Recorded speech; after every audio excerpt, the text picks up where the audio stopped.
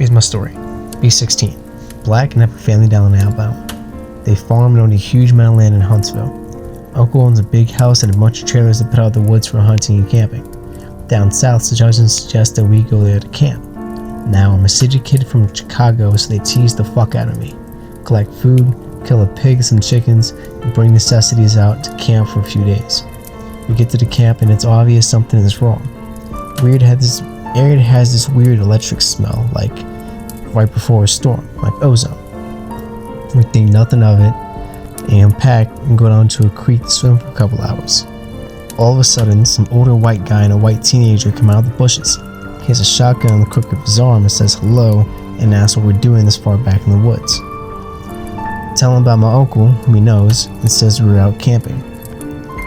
He tells us we need to be real careful out here and stick together. There was a big animal in the woods. His son, who's my age, asks if he can stay and hang out with us. He says okay. So we end up playing football. Thinking around, there's me, the white kid Tanner, 5 of my cousins, and then 4 of their friends. In total, there were about 5 girls and 6 boys. We were all around 15, 17. Well, we ended up just dicking the whole day away, so we head back to the camp and start pulling out shit for a fire, even though the trailers both had kitchenettes. Tanner says that his family property sits right up against my uncle's and that he wants to go run home and see if his dad will let him come camp with us. His cousin Rooster suggests that he's going to go along with him since it's going to get dark soon. One of the girls also wants to tag along. So it's about 7 o'clock and it's starting to get pretty dark. They take flashlights and take the trail towards Tan's property. The rest of us chill. We make s'mores, drink, kiss on the girls. Then about 30 or 40 minutes later, there's a smell of ozone again. And you can smell it over the smell of the fire that we had started. Just this really nasty, coppery smell, like right after you've had a nosebleed and it stopped. It wasn't exactly like dried blood, but it was that nasty, metallic, back of your throat smell. We immediately think that it's some kind of electric malfunction or someone left the hot plate on or some shit. We search the trailers and nothing's on, and we can all smell it. All of a sudden, we hear people booking it down the path towards us, and Rooster, Tan, and the girl all come running out of the clearing, out of breath, and they don't even break stride. They just run right into the trailer, right by where the fire was. We all get the fuck out of there and into the trailers. They end up calming down. Even Rooster is crying his eyes out at this point. All the while, the fire is guttering lower and lower. So my cousin suggests, fuck it, and, to go outside and grab the generator out of the shed between the trailers. Tanner goes, fuck no. Lock the front door, ain't nobody else getting outside. He's been crying too, and his eyes are bloodshot and puffy, and his pants are dirty as shit.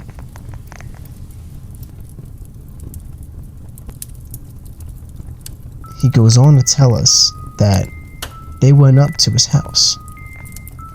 His father said sure, he could go out camping, but to make sure they were careful on the way back, that maybe they should take one of the hunting rifles just in case. Evidently, Tanner had seen something in the yard a few days before. One of the pigs had come up, ripped up and half eaten. They'd assumed it was just some big cats or coyotes, even though they don't usually fuck with wild animals. He had gone upstairs, packed his stuff, and told his dad they'd be okay without the rifle because coyotes avoid people. So they started walking back towards where they were camping.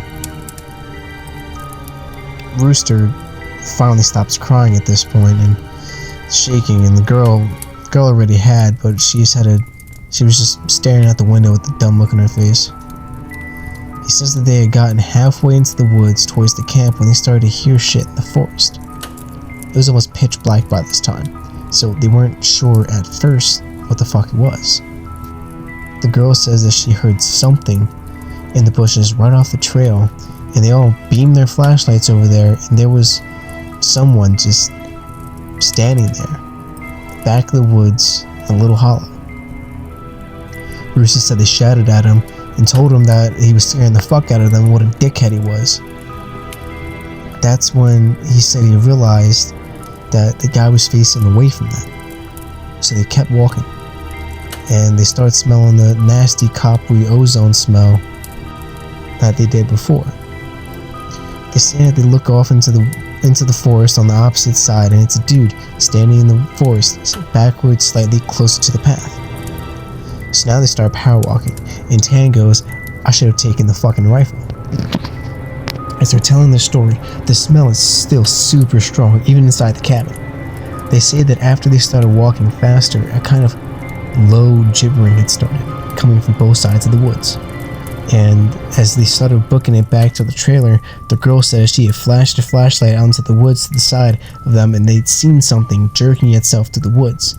The gibbering just got louder and louder, and when they could see the light from our campfire, something had come out of the woods about 40 yards behind them onto the track, and they just flat out ran as hard as they could back to the trailer. So we're out in the fucking woods, and we're assuming at this point it's some rednecks or some shit just trying to fuck with us. All of a sudden, my other cousin, Junior, starts going on about how he went to school with a native kid that was telling him about the Goatman or some shit. You promptly tell him to shut the fuck up, because we do not need any spooky talk right now. But he just keeps going on and on about how it's the fucking Goatman and we're in his woods and blah blah blah. Now, at this time I had never heard of this Goatman or any of that, but then a couple of years ago, the year before I graduated from college, I met him for a roommate, and I ended up asking him about it. And to sum it up, it's basically a fucking guy with the head of a goat, and he can shapeshift, and then he gets among groups of people to terrorize them. It's also supposed to be something kind of like the Wendigo, and it's bad mojo to even talk about it, and it's even worse if you see it. Keep in mind, I didn't know this back when I was 16, so my cousin is going, the Goatman's gonna get in and fucking get us. The girls are all terrified, and my cousin and I are just fucking trying to figure out if it's just some hillbillies or if it's a fucking animal. So all of a sudden the smell just goes away. Like, to this day I haven't even experienced anything like it. Like, usually smells kind of fade or they just lessen. It just literally was there 1 second and then not the next, just gone. So it's an hour or so past that, and making it around 9 or 10 o'clock, we stopped shitting bricks enough to go back outside and stoke the fire again. We figured it just has to be some assholes or hillbillies in the woods just trying to fuck with us. So we don't go back home, because if we do, we think that they're gonna chase us through the woods or some crazy shit. Nothing else weird happens that night, and we stay another night, and for the main part of the night nothing happens. At about 1 in the morning, we're outside getting drunk, telling ghost stories. As someone finishes some too spooky story, I don't remember what about, the smell comes back, and it's so fucking strong that one of the girls literally starts vomiting. I stand up, and you can actually feel how clammy the air is. I say we should go, get inside, and this isn't right. We should have just fucking left. We all go back inside, and we're standing around. My cousin just keeps going on about how it's the Goatman, and my cousin Rooster tries to tell him to shut the fuck up, because we just don't need that. All the while, I'm just feeling that something is wrong, and I can't figure out what the fuck it is. We end up sitting in there for a while, and the smell is just as strong, and we're terrified and all huddled up in this camper. We end up cooking brats for everyone, because no one wants to go back outside and start the fire. It's one of those packs with 4 brats in it. We each have a total of 3 packs. I grilled them up on a stove, and I gave everyone a hot dog. I get mine. After a while, one of my cousins gets up and goes over to the pot to get another one. He starts grumbling about how did I get 2 and everyone else gets 1. I look at him like he's fucking stupid, and I tell him that everyone only got 1 because there were only 12 brats. If he wants some more, he should just open up a new pack and cook some more. That's when the girl that had been out with Rooster and Tan just starts screaming, "Oh Jesus, oh Lord, get out." She's crying and shivering, and then it dawns on the cousin standing up, what the fuck is wrong? Me and him both glance around the room, and then I feel my heart fucking sink.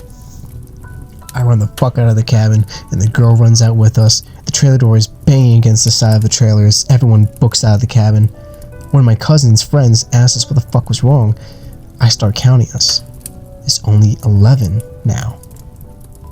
I shit you not, my cousin verified. There had been only 12 people in the cabin. But being that everyone didn't really know each other too well, no one had really noticed the whole fucking time that there was another person. And then I realized earlier that I had kind of noticed something was off. You know how when you're, dicking around and having a good time, you don't sweat the smallest shit. And you don't always keep track of certain stuff. I am dead sure that someone else had been in that trailer with us, and that they had been there for at least a fucking day, eating with us. What makes it worse is I could figure out which one, because I don't think any of us actually ever interacted with the other person. The Goatman. The girl kept praying to Jesus, and we're all sitting outside. Eventually we get big ass sticks and go back into the cabin, but there's no one in there. We count again, and there's 11 people.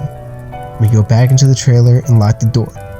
We explain what the fuck happened to everyone, and the girl says that she realized it too, and that when he was about to say something, the person sitting next to her had grabbed her leg hard and leaned over toward her and said something she couldn't understand.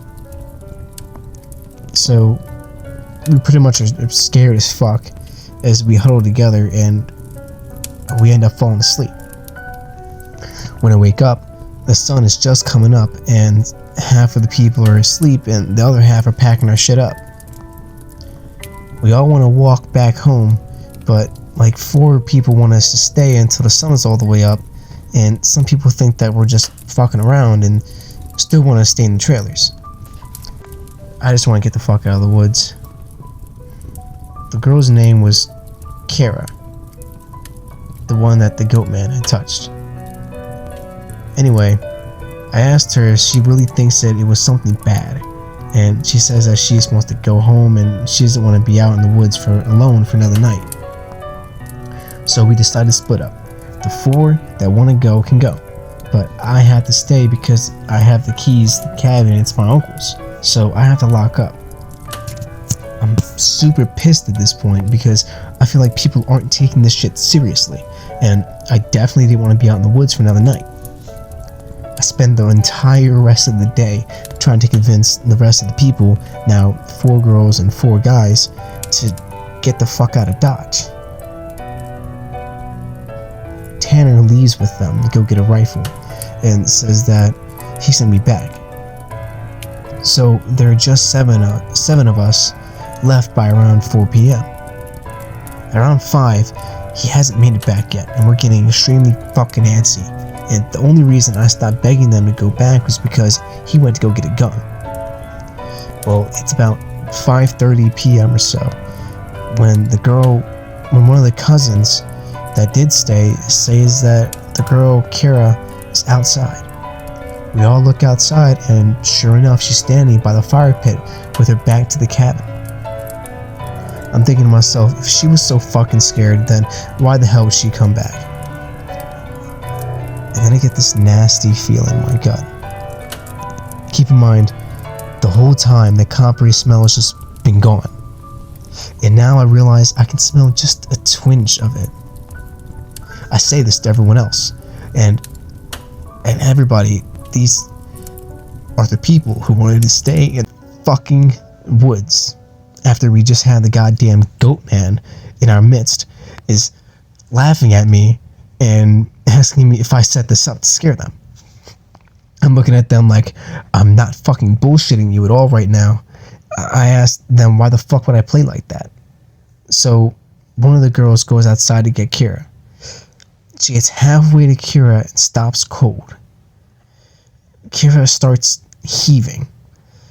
I don't know how the fuck to describe it. It's sort of like if someone with their back turned was laughing without actually making any noise.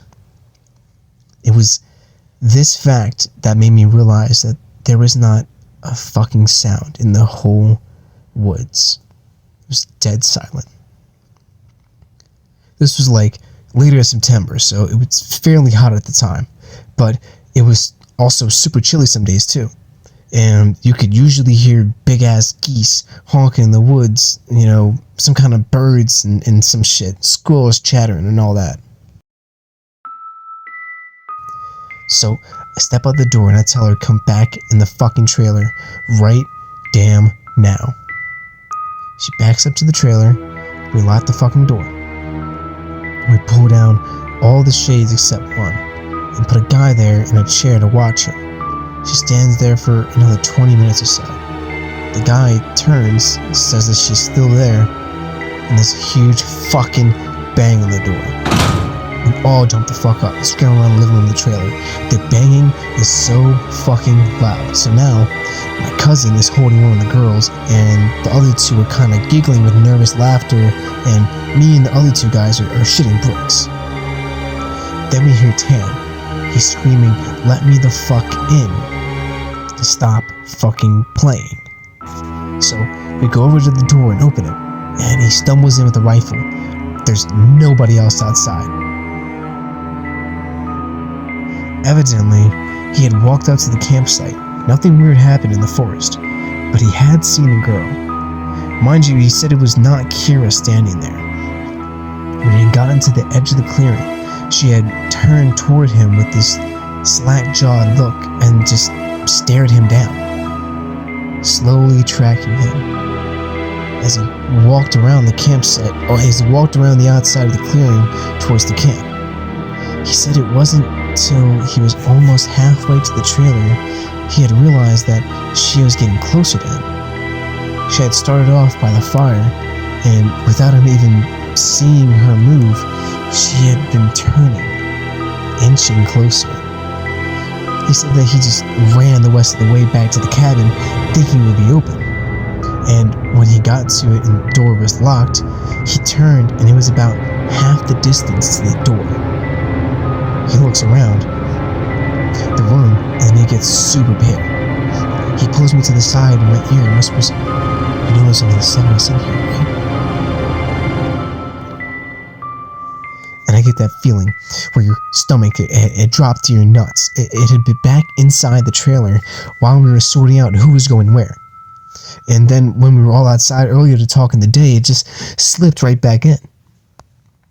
We looked out the window and there's no one there. So we recount everyone, and then basically I go over and ask everyone how many people were here earlier. And everyone says 8. And I say, well, count, and then, well, how many are there now? And they all do the count, and then they realize there were now only 7 people back in the cabin. So Tan had brought back a couple of boxes of ammo and his rifle. And he had told his dad that there was some kind of animal in the forest because he didn't think that his dad was going to believe him if he said it was the Goatman. He says that his cousin is supposed to be coming down in a few hours and that in the morning we can all go back to his place and his cousin will drive us home. Now, I'm really fucking terrified, but at least I can feel better because we can be American and shoot the fuck out of whatever comes back if it does. Then my cousin gets into this huge argument with one of the girls because she thinks that I'm trying to be funny and prank them, and that she's getting really scared and that I'm not funny. Tanner keeps telling her that, well, I'm not that kind of person, and she says, well, how do I know that the girl wasn't just Tanner in a wig? Or if it's really the Goatman, how do we know that this is the real Tanner and that the Goatman didn't just kill Tanner in the woods and take his gun? So we get into this huge fucking argument about this, and where me and Tan are like, we could seriously be in danger because at the very least someone has been sneaking themselves into our fucking trailer without us knowing and mingling with us. And at worst, something bad is in the trailer fucking with us. One of the girls is crying and saying that she wants to go right now. And we're trying to tell her we shouldn't because none of us are walking through the woods in the middle of the night. At this point, the sun is just starting to go down and it's getting a little cloudy out. We eat something and turn on the radio for a while, but we can't really get quite a signal out there with anything decent. So we turn it off at about the time that Tan's cousin shows up. He was like 19, I think. At this point, the sun is just barely over the horizon, and he has one of those heavy-duty lantern flashlights and another rifle. He walks up to the trailer, and we whisper to Tan, asking him if he's sure that's his cousin. He says yes. The guy looks around, looks behind him, and then all around the camp, and then walks in. He kind of glances at all of us, and looks a little confused. He says, "Where's your little buddy at? I figured she would have met up at the cabin. Is she a little slow or something?" He also asked whether we were cooking blood in the cabin because it smelled like blood and hot pans all the way up the trail, and we were all like, "Fucking nope." But we asked him what the fuck he's talking about with this girl. He had came down the same trail that Tan had been using, and he had come up on one of you guys' buddies. Standing in the middle of the trail, looking at him, slack-jawed. He had asked her a bunch of questions, just trying to understand, if this is one of our friends or if this is someone on his property. But all she did was just look at him. Then she smiled at him, and he said that he kept walking. She couldn't seem to keep up with him and kept lagging a little bit behind him. He said he asked her if she was hurt or something and if she needed any help, but she had just continued to stare. Eventually, he had been walking and turned around a bend of the trail, but when he turned around and went back to see if she was okay, the trail was empty. He assumed she had taken some shortcut through the woods to a trailer. We tell him the whole story of what's been going on. I half expected him to say we're full of shit, but he just listens and sat down and continues. He gets back to the girl, and he says when she had kept trying to lag behind him, it had kind of weirded him the fuck out, so he tried to keep her in front of him, but no matter how slow he walked, she was always lagging a little behind, and that he smelled this nasty smell, and it got stronger as he got to the camp. Eventually it got really strong. She had said something really low that he didn't catch, and when he had turned around, she had been right the fuck up on him, and he stepped back from her. It was at this point that he asked her if she was okay, and if she wasn't, him to carry, if he could carry her back to the trailer the rest of the way. And she just kept staring. He said he reached out for her as if to grab her on the shoulder, but he must have misjudged the distance because she said she was off to the side of where he had put his hand, like she had moved while he was staring dead at her. So at this point, we know this shit's real, unless Tan is playing a joke, which we can tell he's not because he's almost pissing his pants.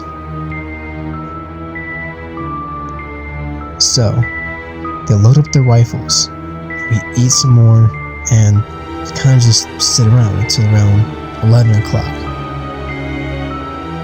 to this fucking day, every time I think about this, I really pray to God that it's some huge prank that my cousins played on me, and I just never revealed, so I would just shit myself for the rest of my life. At around 11 o'clock, the stink of copper turns into an actual nasty, gross, blood-like smell, like cooking blood and singed hair. Tan, his cousin, Reese, get the fuck up instantly and grab the rifles. There's like a half knocking, half clawing at the door, and I shit you not, there's this voice, and it sounds like when you see those dogs, those YouTube dogs and cats whose owners teach them how to talk. It says in this haughty, weirdly toned voice, "Let me the fuck in. Stop playing." Made my entire fucking nuts creep up against my body. I mean, one of the girls just starts calling and crying on Jesus. It was so fucking obvious that it wasn't a person talking. It didn't have the right cadence. And that's some shit that I never realized until that moment. But all people, they have a certain cadence when they talk. You know, the difference between like a person and a robot talking. No matter what language, all people have a certain kind of rhythm to talking. This shit did not have any cadence or rhythm whatsoever. One of those YouTube cats. That's what the fuck it sounded like outside of our door. So now I'm in full fucking terror mode, and we keep yelling outside, "Who is it? And stop fucking around, man." And it just keeps saying, "In," or "Let me the fuck in," for almost 15 minutes. Sorry for being on a tangent, but if you can't imagine how this shit sounded, then you can't imagine just how fucked the situation was. So then the smell goes away for a while, and for the next hour or so, you can hear someone basically creeping around in the woods and shit. Every couple of minutes, it will come back to the door, and it'll say something. Finally, when the smell fades away, it's around 2 in the morning right now. Reese says, "Man, fuck this," and opens the door and walks outside with his rifle. He fires a shot in the air and says something to the effect of, "In the name of Jesus Christ, go away." He fires 2 more shots, and then from the woods, right up against the river, across in the trailer, it sounds like there's something slowly gibbering and hooting. Then it starts screaming, and it almost sounds like a woman and a cat in a bag screaming together. Like, I seriously have never heard any shit like that in my life. And you can hear the brush over that way start to shake. Keep in mind that this is from where we're at in the living room to the door frame of Reese's, and this had to have been maybe 5 minutes. Reese fires over into the tree line and then starts backing into the house. He locks the door, and we can hear this shit keening and screaming.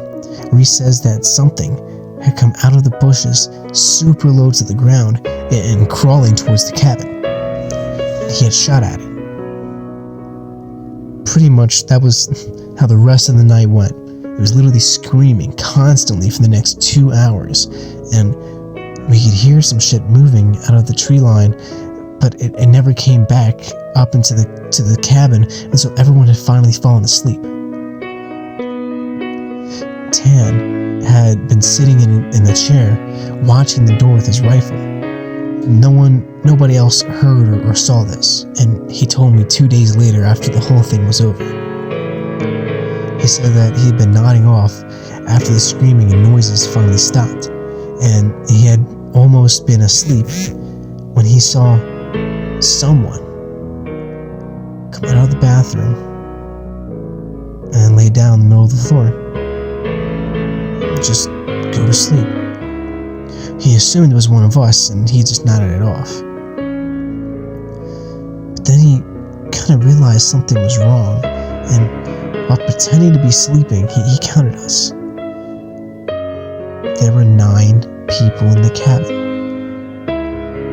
He basically didn't want to try and shoot at the fucking thing in the cabin and have us kill us all then and there, or have Reese wake up and start shooting, and then we kill ourselves.